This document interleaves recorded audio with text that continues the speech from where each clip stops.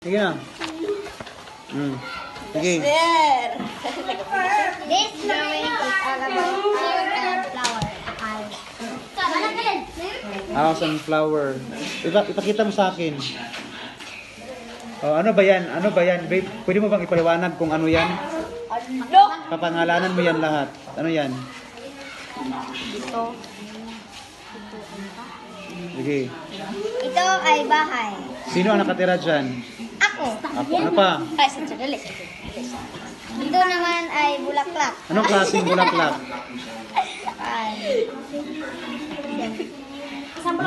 Sunflower. Sunflower. Di ba ang sunflower ay yellow yung kulay? Ba't pula? Ano pa? Sige, para yun. Ano pa?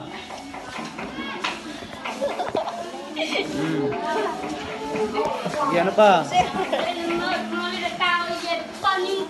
Ano pa? Ano yan? Ano yung nasa itaas? Adlaw.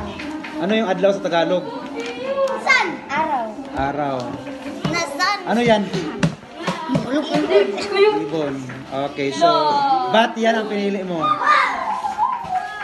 Dahil ito ay maganda. Maganda, okay. 10. Mincho! Mincho! Wala na ako na din eh!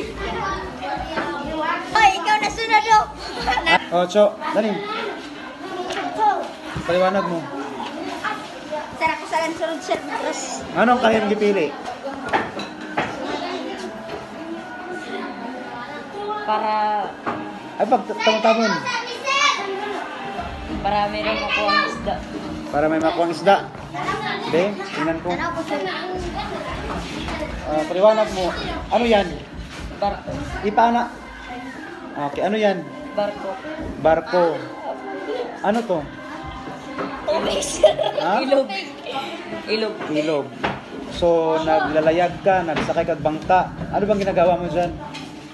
Nangingisda! Ang isda. Anong gamit mong panghuli ng isda?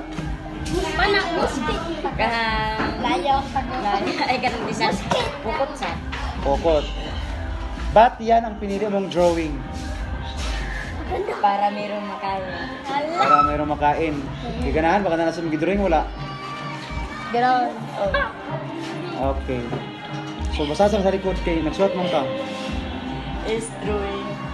This. This drawing is all about you, the yellow benta. Okay. Yellow benta. Next. Isa mo